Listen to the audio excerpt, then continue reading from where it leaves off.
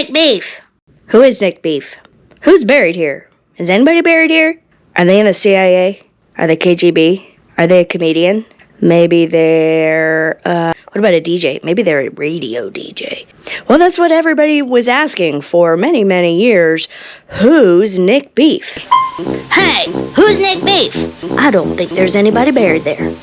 My name is Madam Morbid. I am your guide on any number of historical adventures, and today we are going to be talking about a very beefy mystery. The Nick Beef headstone appeared for the first time in 1997, and from the start, people were just obsessed with it. Who is this? Why is this here? It has to mean something. It just has to. First of all, Mr. Beef is not dead. His name is Patrick Abedin. He grew up in Fort Worth. He was 6 years old in 1963. He has owned the plot since 1975, when he was 18 years old. Plot number 258 in the Fairlawn section of Rose Hill. He purchased it for $175. He put $17.50 down. He then made 16 additional monthly $10 payments. Abedin now lives in New York City, where he is a writer and describes himself as a, quote, non-performing performance artist with a penchant for the morbid. He is most famous for his daikus. These are haikus he makes out of photographs he has taken of headstones. Let me give you an example of one. Bishop, block, castle, knight, leap, castle, spear, bishop, queen, downs, king, check, mate. Despite his artsy nature, he swears the plot was never purchased as any kind of a joke or a statement or any kind of art. It was personal for him, and let me tell you why. The real story of Mr. Abedin is that he is from Fort Worth. He was 6 years old in 1963. On November 21st, his father, being in the Air Force, he was at Carswell Air Force Base in Fort Worth with his family and got lost in the crowd that was there waiting for John F. Kennedy and Jacqueline Kennedy to arrive. An MP had found him and put him on his shoulders so that he was able to see the president as he walked by within 2 feet of him after getting off the plane. Well, the next morning, he went to his first grade class like usual and was very popular that day as he told the story of getting to see the president. Everybody went out for recess to go play. He suffered very badly from asthma, and with his asthma acting up so bad, he was left inside while everyone was having fun and was alone when he heard the principal announce over the PA system that President Kennedy had been killed. He says because of that, he was able to tell his teacher when she came in what he had heard, as she didn't believe him until it was verified by the principal and everybody got out of school early. I'm sure if you were alive at that time and were in school, you remember that happening. I am too young for that. I was negative quite a few years, but I've heard both of my parents remember this very vividly. And then little Nick Beef's life went on.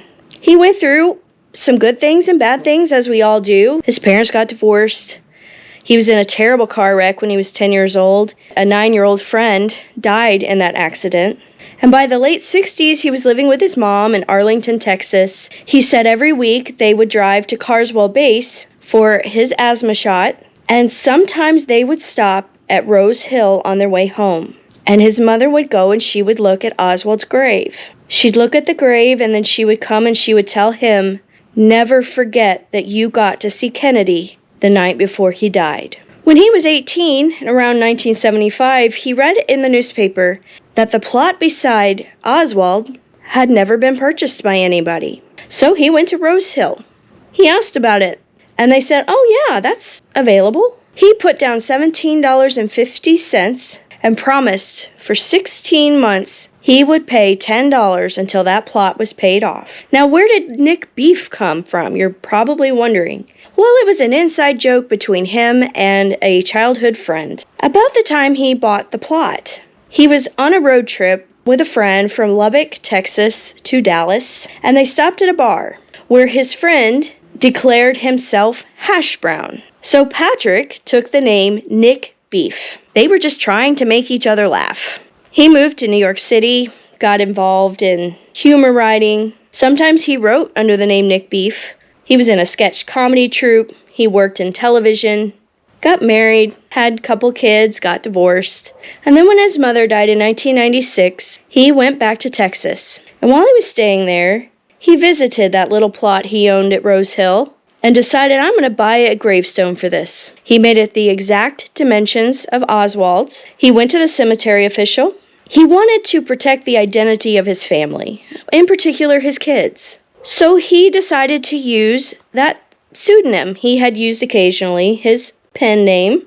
And when he first gave the name, the cemetery official looked at him like he was crazy. But he actually had a credit card in the name Nick Beef. And when the guy saw that, he said, okay.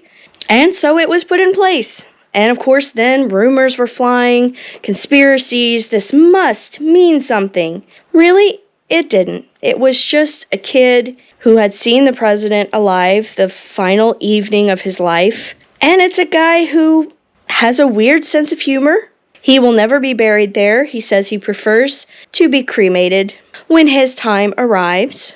The first place I went when I started investigating the assassination was Oswald's grave. It was the first thing I filmed. Obviously, I saw the Nick Beef headstone. I had no idea it was anything. It was just in the course of researching the assassination in general that I came across this story when Nick Beef identified himself. I had no idea this was anything. In 2013, Mr. Beef came forward on his own.